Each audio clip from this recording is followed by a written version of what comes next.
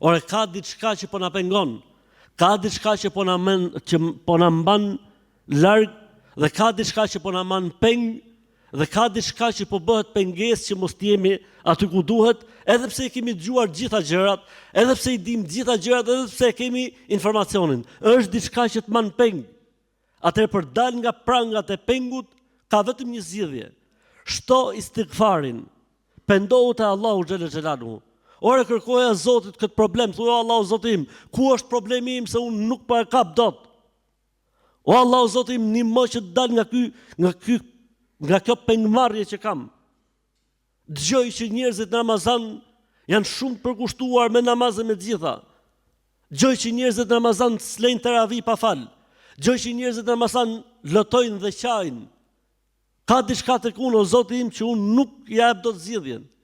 Ti je doktori i zemrave dhe shëruesi i tyre. Kërkoja Allahu xhel xelaluhu dhe pendohu te Allahu xhel xelaluhu.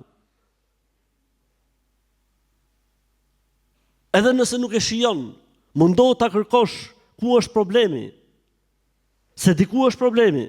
Ato jap një shembull shumë thjesht, si i kanë pas kuptuar të parët tanë gjonat. Tha njëri prej tyre, përgojova dikë. 20 vjet nuk e kam shijen namazet natës.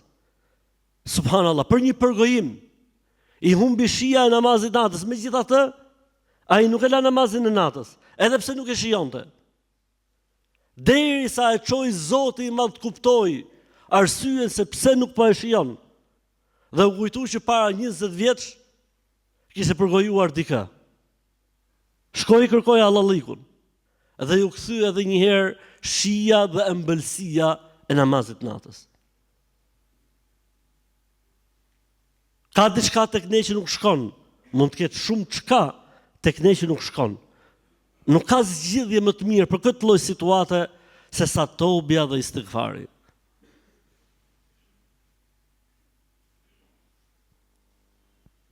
Ajo e pastron, ajo e lan, ajo e fshin.